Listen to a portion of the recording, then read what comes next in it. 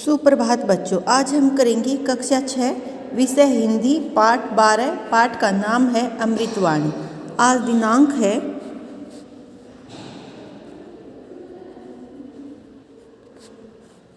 4 फरवरी, दिन है वीरवार। आज हम पाठ 12, पाठ का नाम है अमृतवाणी की दोहराई करेंगे। पाठ 12 में अमृतवाणी एक कबीरदास जी द्वारा रचित कुछ साखियाँ हैं, जिसमें कबीरदास जी ने अपने विचार रखे हैं। अमृतवाणी, कबीरदास जी ने कहा है कि हमें गुरु का सम्मान करना चाहिए, हमारा पवित्र आचरण होना चाहिए। वह मीठी वाणी के महत्व पर बल दिया गया है। इसमें कबीरदास जी ने गुरु के सम्मान, शुद्ध आचरण व मीठी वाणी यानी कि पवित्र जो है आचरण व मीठी वाणी पर, मीठी आवाज़ पर बल दिया है। कबीर की साखियाँ अमृतवाणी हैं और यदि हम इन्हें चरित्र में ढाल लेते हैं तो हमारा जीवन सफल हो जाता है। गुरु की महिमा अपार होती है। सज्जनता के लक्षण, सच्ची भक्ति क्या होती है, हम वाणी पर नियंत्रण कैसे रख सकते हैं, ये सब हम कबीर की अमृतवाणी पढ़कर जो है सीखेंगे कि कैसे हम जो है अपनी वाणी पर नियंत्रण रख सकते हैं। ईश्वर के प्रति सच्ची भक्ति क्या होती है, गुरु की महिमा क्या होती है, गुरु की महिमा के महत्व को पढ़ेंगे।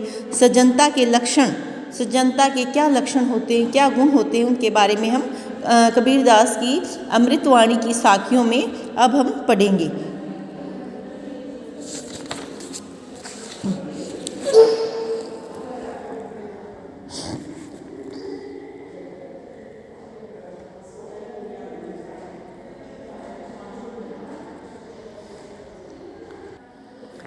गुरु गोविंद दो खड़े काके लागू पाए,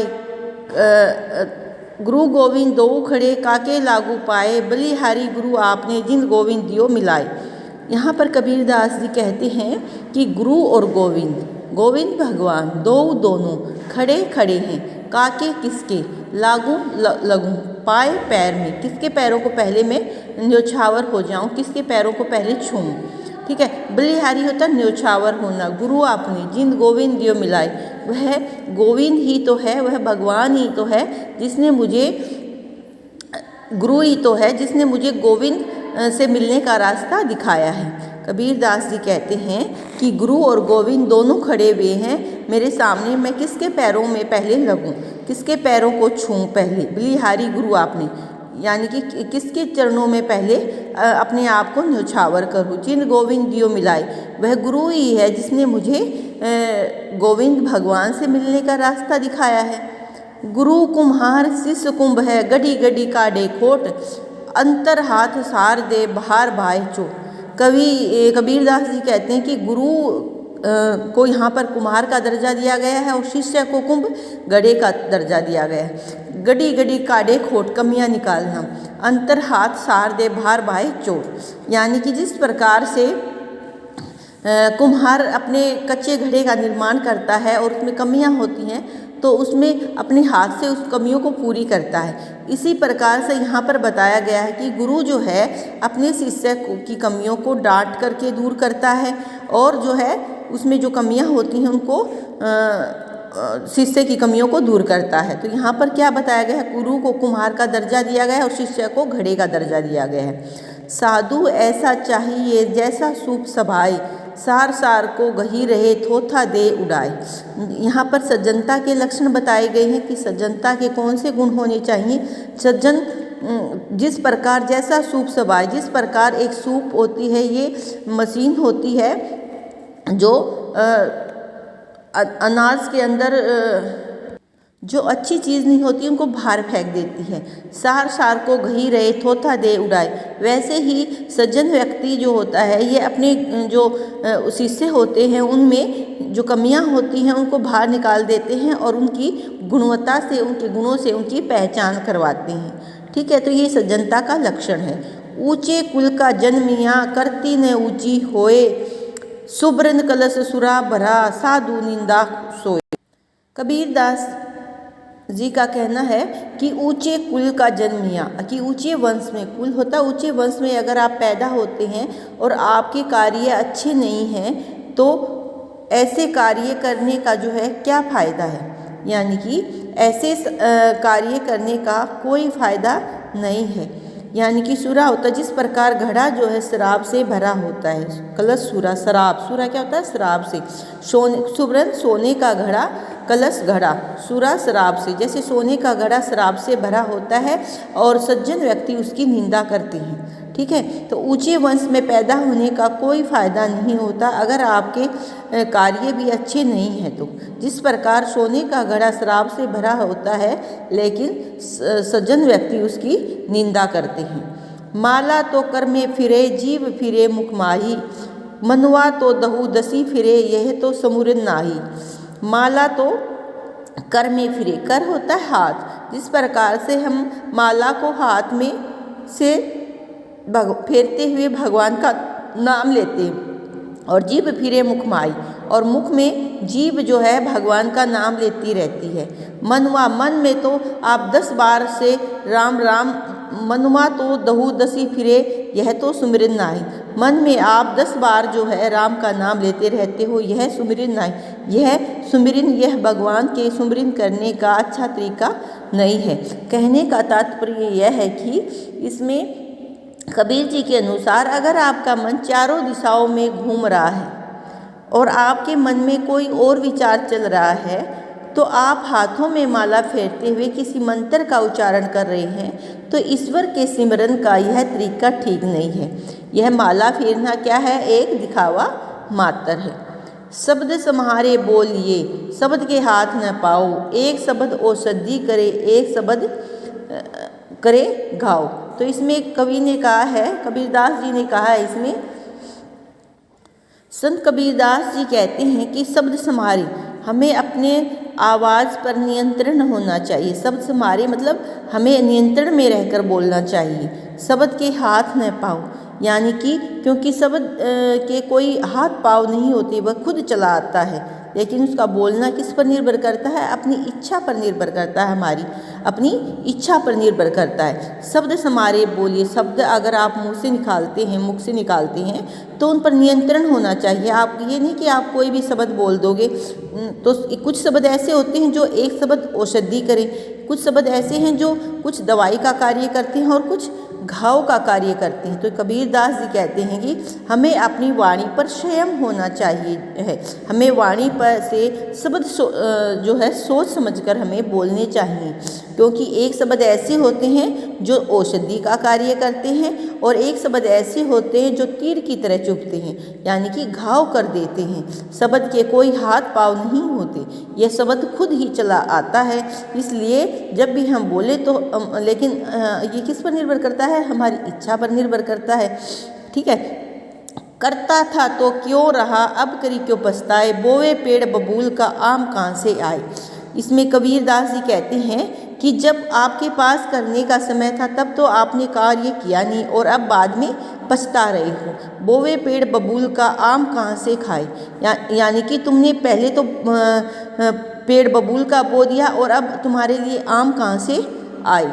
ठीक है, करता था तो क्यों रहा अब करी क्यों पछताए, यानी कि पहले तो तुमने कांटे के पेड़ बो दिए और अब आम खाने की बात कर रहे हो, यानी कि पहले तो जो समय था तब करने का तब तो तुमने किया नहीं और अब तुम बाद में पछता रहे हो। पहले तो तुमने कांटे के पेड़ बो दिए और अब तुम आम खाने की सोच रहे हो। नहाए धोए क्या हुआ जो मन मैल न जाए, मीन सदा जल में रहे धोए बास न जाए। कबीरदास जी कहते हैं कि ऐसे नहाए धोए शरीर का कोई फायदा नहीं होता जो मन मैल न जाए, यदि आपके मन में मलिनता होती है। कबीरदास जी का कहना है कि ऐसे नहाए धोए हुए शरीर का कोई फायदा नहीं है अगर आपके मन से मलिनता समाप्त नहीं होती। जिस प्रकार से मछली सदा जल में रहती है, नहाए धोए रहती है, लेकिन उसके शरीर की बदबू कभी नहीं जाती, उसमें जो पानी में रहती है नहाई धोई रहती है, लेकिन उसके शरीर की बदबू जो होती है वह कभी नहीं जाती, वह चमकती रहती है। तो कबीर ने यहाँ पर ऐसे उपमा देते हुए मछली की उपमा, मीन क्या होता है? मछली की उपमा देते हुए कहा है कि ऐसे नहाए धोए शरीर का कोई फायदा नहीं है। यदि आपका शरीर ऊपर से तो चमके, जिसमें आपका शरीर तो चमके, लेकिन मन के अंदर पाप हो। ठीक है, तो यहाँ जिस प्रकार मछली जल में ही रहती है, सदा नहाए धोए रहती है, लेकिन उसके शरीर चमकती रहती है, लेकिन उसके शरीर की बदबू कभी नहीं जाती। तो कबीरदास जी की हमें जो है यहाँ पर सज्जनता के लक्षण के बारे में बताया गया, वाणी पर नियंत्रण के बारे में बताया गया, और जो है गुरु और गोविंद के बारे में बताया गया है। तो बच्चों, हमें इन साखियों से हमें कुछ शिक्षा लेनी है कि हमें गुरु का सम्मान कैसे करना चाहिए। ठीक है, तो फिर आगे हम कुछ दोहराई करनी है आपको इस पाठ की, और इसमें कुछ शब्दार्थ करेंगे हम। जैसे इसमें याद, गोविंद ईश्वर, शीश शिष्य, सुरा श्राप, मीन मछली। गोविंद का अर्थ क्या होता है? ईश्वर। शीश किसे कहते हैं? शिष्य को। सुरा क्या होता है? श्राप। मीन किसे कहते हैं? मछली को। दो क्या होता है? दोनों। कुंभ क्या होता है? मटका या घड़ा। कर किसे कहते हैं? हाथ। दो, दोनों, कुंभ, मटका, कर, हाथ। काके किसके? सुवर्ण, स्वर्ण या सोना, एक याद कर सकते हो। मनवा मन। तो ये बच्चों आपको व्याख्या करनी है अमृतवाणी की साखियों की, और शब्दार्थ की दोहराई करनी है। अब हम अभ्यास कार्य की दोहराई करेंगे। दिनांक है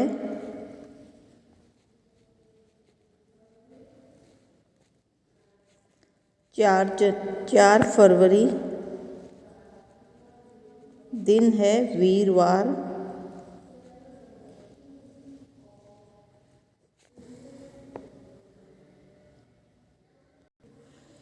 पाठ है 12, पाठ का नाम है अमृतवाणी।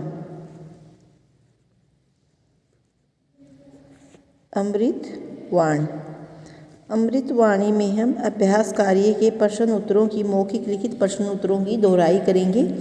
सबसे पहले हम करेंगे मौखिक प्रश्न। मौखिक प्रश्नों की दोहराई करेंगे हम।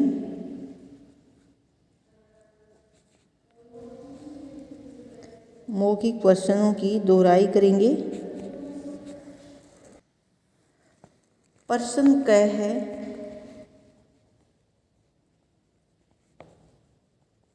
व्यक्ति का सच्चा मार्गदर्शक कौन है? व्यक्ति का सच्चा मार्गदर्शक गुरु है। व्यक्ति का सच्चा मार्गदर्शक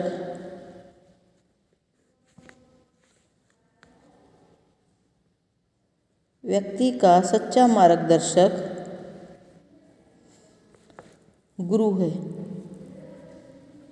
व्यक्ति का सच्चा मार्गदर्शक कौन है बच्चों? गुरु है। ठीक है, फिर प्रश्न ख है, कबीर ने सज्जन की तुलना किससे की है? कबीर ने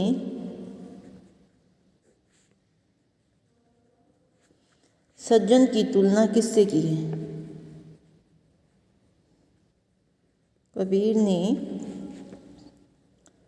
सज्जन की तुलना किससे की है? कबीर ने सज्जन की तुलना किससे की है?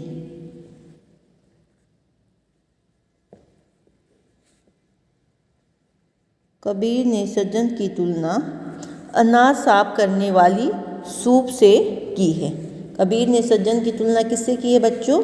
कबीर ने सज्जन की तुलना अनाज साफ करने वाली सूप से की। किससे की है? अनाज साफ करने वाली सूप से। प्रश्न ग है, नहाए धोए क्या हुआ जो मन मैल न जाए? कवि क्या सीख देते हैं? नहाए धोए क्या हुआ? नहाए धोए क्या हुआ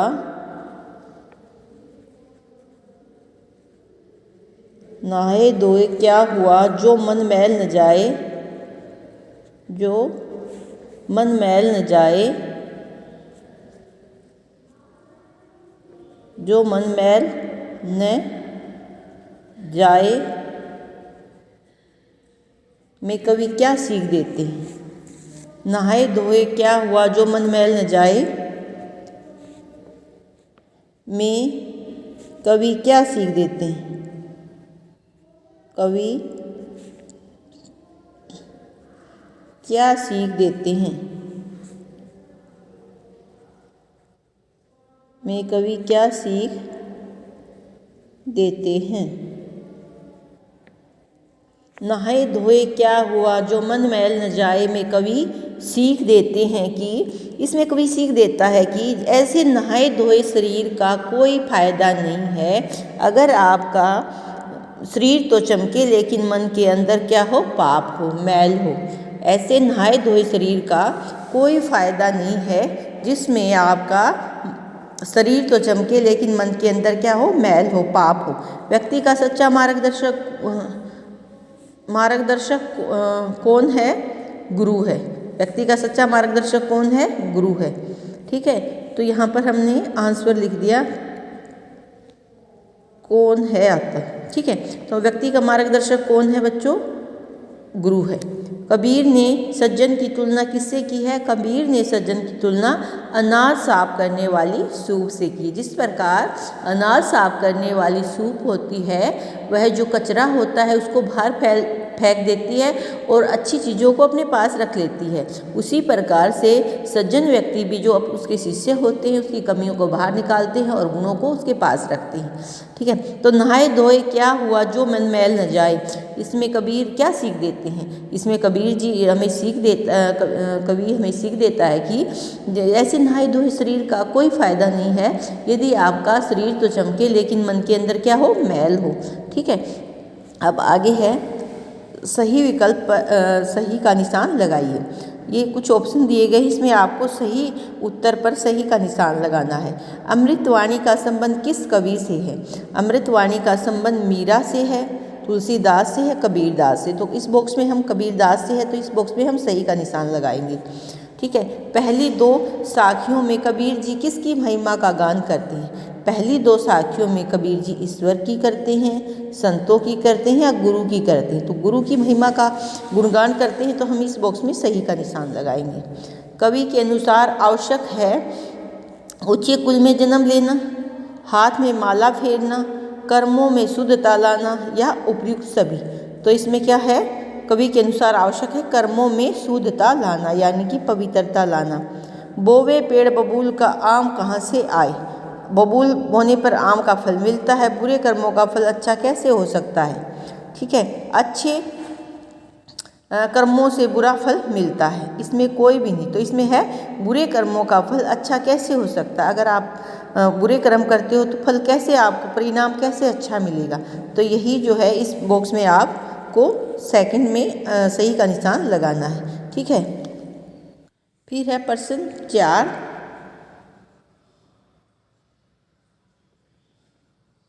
निम्न प्रश्नों के उत्तर लिखिए। निम्न प्रश्नों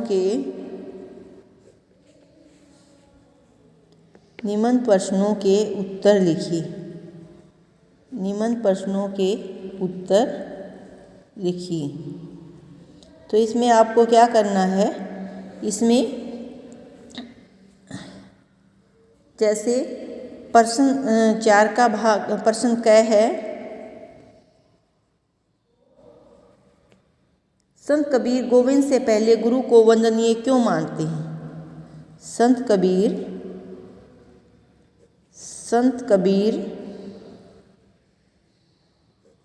गोविंद से पहले संत कबीर गोविंद से पहले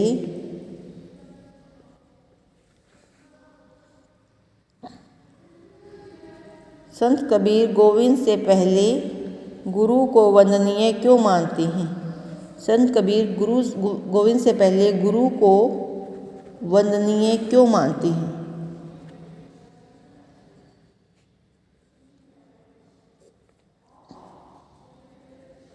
वंदनीय क्यों मानते हैं? संत कबीर गोविंद से पहले गुरु को वंदनीय क्यों मानते हैं? क्योंकि इसका कहने का अर्थ है कि गुरु और गोविंद एक साथ खड़े हुए हैं। ठीक है, गुरु और गोविंद दोनों एक साथ खड़े हुए हैं और किसे प्रणाम करना चाहिए, गुरु को अथवा गोविंद को। ऐसी स्थिति में गुरु के श्री चरणों में शीश झुकाना उत्तम है, जिनकी कृपा से मुझे गोविंद के दर्शन करने का सौभाग्य प्राप्त हुआ है। इसका अर्थ यह है कि गुरु और गोविंद दोनों खड़े हैं और किसको प्रणाम करना चाहिए, गुरु को या गोविंद को। तो गोविंद के दर्शन करने से पहले दर्शन करने का सौभाग्य प्राप्त हुआ है। गुरु को ही गोविंद तक पहुंचाने का एकमात्र साधन है। फिर प्रश्न 6 है,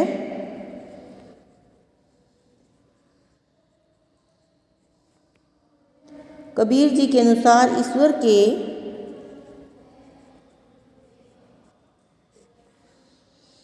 कबीर जी के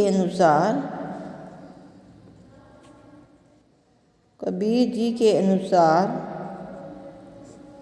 ईश्वर के सिमरन का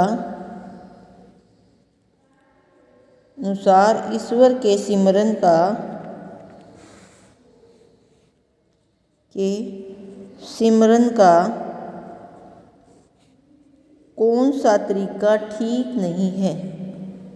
सिमरन का कौन सा तरीका ठीक नहीं है? कौन सा तरीका ठीक नहीं है?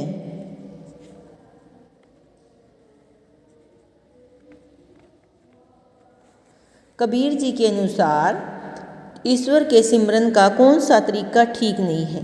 कबीर जी के अनुसार अगर आपका मन चारों दिशाओं में घूम रहा है और आपके मन में कोई और विचार चल रहा है और आप हाथों में माला फेरते हुए किसी और मंत्र का उच्चारण कर रहे हो, तो ईश्वर को सिमरन का यह तरीका ठीक नहीं है। इस तरह माला फेरना क्या है कि दिखावा मात्र है। यदि आपका मन चारों दिशाओं में घूम रहा है और आपके मन में कोई और विचार चल रहा है और आप हाथों में माला फेरते हुए किसी और मंत्र का उच्चारण कर रहे हो, तो यह ईश्वर सिमरन का तरीका ठीक नहीं है। इस तरह माला फेरना क्या है, एक दिखावा मात्र है। फिर प्रश्न गए है,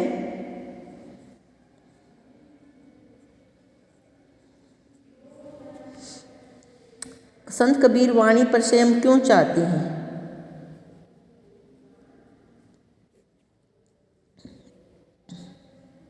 संत कबीर वाणी पर नियंत्रण क्यों चाहते हैं? वाणी पर संयम होता नियंत्रण, वाणी पर संयम क्यों चाहते हैं?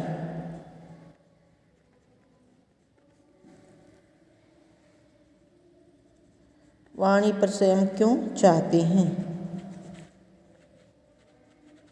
संत कबीर वाणी पर संयम इसलिए चाहते हैं कि अपनी वाणी के शब्दों पर हमें संयम होना चाहिए। हमें वाणी के शेष शब्द सोच समझ कर बोलने चाहिए, क्योंकि एक शब्द तीर की तरह चुभते हैं और घाव कर देते हैं, और शब्द के कोई हाथ पाव, एक शब्द तो औषधि का काम करते हैं, लेकिन एक शब्द ऐसे होते हैं जो तीर की तरह चुभते हैं, यानी कि घाव कर देते हैं। शब्द के कोई हाथ पाव तो होते नहीं हैं, ठीक है, और वह खुद चला आता है, लेकिन उसका बोलना किस पर निर्भर करता है? हमारी इच्छा पर निर्भर करता है। किस पर निर्भर करता है? हमारी अपनी इच्छा पर निर्भर करता है कि जैसे हम शब्द कैसे बोलते हैं। फिर आगे है प्रसंग है,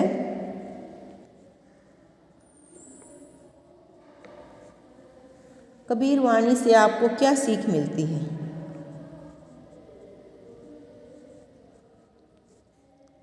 कबीर वाणी से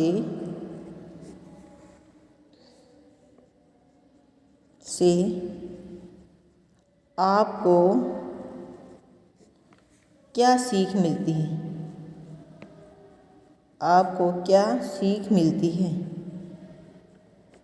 क्या सीख मिलती है?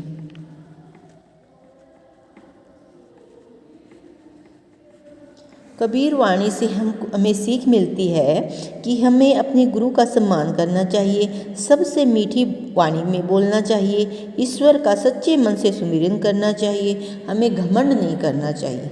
तो कबीर वाणी से बच्चों हमें क्या शिक्षा मिली? हमें गुरु का सम्मान करना चाहिए, सबसे मीठी वाणी बोलनी चाहिए, ईश्वर का सच्चे मन से सुमिरन करना चाहिए और हमें घमंड नहीं करना चाहिए। क्या नहीं करना चाहिए? हमें घमंड नहीं करना चाहिए। एक बार फिर से हम दोहराते हैं, संत कबीर गोविंद से पहले गुरु को वंदनीय क्यों मानते हैं? संत कबीर गोविंद से पहले गुरु को वंदनीय इसलिए मानते हैं क्योंकि गुरु ही है की कृपा के कारण ही मनुष्य को गोविंद के दर्शन करने का सौभाग्य प्राप्त हुआ है। गुरु ही गोविंद तक पहुंचाने का एकमात्र साधन है। ठीक है। फिर है, कबीर जी के अनुसार ईश्वर के सिमरन का कौन सा तरीका ठीक नहीं है? कबीर जी के अनुसार अगर आपका मन चारों दिशाओं में घूम रहा है, आपके मन में कोई और विचार चल रहा है और आपके हाथों में माला फेरते हुए किसी और मंत्र का उच्चारण कर रहे हो, तो ये ईश्वर सिमरन का तरीका ठीक नहीं है। इस तरह का सिमरन करना क्या है? एक दिखावा मात्र है। ठीक है। फिर है, संत कबीर वाणी पर संयम क्यों चाहते हैं? संत कबीर वाणी पर संयम इसलिए चाहते हैं कि हमें वाणी से शब्द जो बोलते हैं सोच समझकर बोलने चाहिए। क्या करके बोलने चाहिए? सोच समझ करके हमें शब्द बोलने चाहिए, क्योंकि कुछ शब्द ऐसे होते हैं जो औषधि यानी कि दवाई का कार्य करते हैं और कुछ शब्द ऐसे निकल जाते हैं, ये शब्दों का कोई हाथ पाँव तो होता नहीं है, ये शब्द अपने आप निकल जाते हैं। लेकिन हमें अपनी वाणी पर क्या होना चाहिए? नियंत्रण होना चाहिए। जब भी हम बोलें तो सोच समझ कर बोलें। ठीक है। फिर है, कबीर वाणी से हमें क्या शिक्षा मिलती है? कबीर वाणी से आपको क्या शिक्षा? कबीर वाणी से हम ये सीख मिलती है कि हमें अपने गुरु का सम्मान करना चाहिए, सबसे मीठी वाणी में बोलना चाहिए, ईश्वर का सच्चे मन से सुमिरन करना चाहिए और हमें घमंड नहीं करना चाहिए। क्या नहीं करना चाहिए? हमें घमंड नहीं करना चाहिए। ठीक है। तो इसमें हमें ये सभी प्रश्न, मौखिक लिखित प्रश्न दोहराने हैं। अमृतवाणी, कबीरदास की अमृतवाणी जो साखियाँ हैं उनकी व्याख्या दोहरानी है, शब्दार्थ दोहरानी है और मौखिक और लिखित प्रश्न की दोहराई करनी है। अब आगे हम करेंगे भाषा बोध की दोहराई। इसमें दिया गया है भाषा की बात। जैसे हिंदी वर्णमाला के वर्ण ड और ड में अंतर को उदाहरण द्वारा समझिए और शुद्ध उच्चारण करना सीखिए। जैसे पढ़ा है और हम पढ़ा है बोलेंगे और इसको पढ़ा बोलेंगे। जैसे वह गिर पड़ा, उसने पाठ पढ़ा। ठीक है। तो अब आप भी एक उदाहरण यहाँ पर लिखना है अब आपको। जैसे निम्नलिखित शब्दों के मानक रूप लिखिए। काके का क्या अर्थ लिखेंगे? किसके। शीश का क्या अर्थ लिखेंगे? शिष्य। मनुआ का अर्थ क्या लिखेंगे? मन। सम्हारे का अर्थ क्या लिखेंगे? संभालना। नहाए का अर्थ क्या लिखेंगे? नहाना। काके का क्या अर्थ है? किसके। शीश का क्या अर्थ है? शिष्य। मनुआ का क्या अर्थ है? मन। सम्हारे का अर्थ क्या है? संभालना। नहाए का अर्थ क्या है? नहाना। ठीक है। फिर है, जैसे पाए का अर्थ क्या है? पैर। बहाए का अर्थ क्या है? भाए का अर्थ है मारना। सुमरिन का अर्थ क्या है? मनन। बोवे का अर्थ क्या है? बोना। दो का अर्थ क्या है? दोनों। पाए का अर्थ पैर, भाई का अर्थ मारना, सुमिरन का अर्थ क्या है? मनन, बोवे का अर्थ बोना और दो का मानक रूप है दोनों। ठीक है बच्चों, ये आपको सभी इनकी दोहराई करनी है। निम्नलिखित अनेकार्थिक शब्दों के अर्थ लिखकर वाक्य बनाइए। जैसे गुरु है, यहाँ पर हम गुरु से के अनेकार्थिक शब्द लिखेंगे। जैसे गुरु का अर्थ अनेकार्थिक शब्द क्या होगा? शिक्षक। शिक्षक का जैसे सभी को गुरु का सम्मान करना चाहिए, और इसको हम श्रेष्ठ भी अनेकार्थी शब्द में लिख सकते हैं। जैसे खेल के साथ साथ पढ़ाई के मामले में रवि सबका गुरु है। जैसे खेल के साथ साथ पढ़ाई के मामले में रवि सबका गुरु है। कुंभ यानी कि घड़ा भी होता है, एक राशि का भी नाम होता है। गुरु कुम्हार और शिष्य उसका कुंभ समान होता है। गुरु कुम्हार और शिष्य उसका कुंभ समान होता है। एक राशि भी होती है, जैसे कुंभ राशि के लोग अच्छे मित्र साबित होते हैं। कुंभ राशि के लोग अच्छे मित्र साबित होते हैं। फिर है आम, आम एक फल का भी नाम होता है और सामान्य भी कहा जाता है आम को, आम, ठीक है। रानी को आम खाना बहुत पसंद है, फल का रानी को आम खाना बहुत पसंद है। फिर है पानी की परेशानी से आम जनता बेहाल है, पानी की परेशानी से आम जनता बेहाल है। हार, हार को हम प्राज्य भी कहते हैं और गले का आभूषण भी कहते हैं। हार को क्या कहते हैं? प्राज्य। इस बार राहुल की टीम को हार का मुंह देखना पड़ा, तो हार को प्राज्य भी कहते हैं, तो इस बार राहुल की टीम को हार का मुंह देखना पड़ा। और गले का आभूषण भी कहते हैं। माँ ने सीमा के लिए सुंदर हार बनवाया, माँ ने सीमा के लिए सुंदर हार बनवाया। तो बच्चों इन सब की आपको भाषा बोध की भी दोहराई करनी है, ठीक है। Okay, thank you.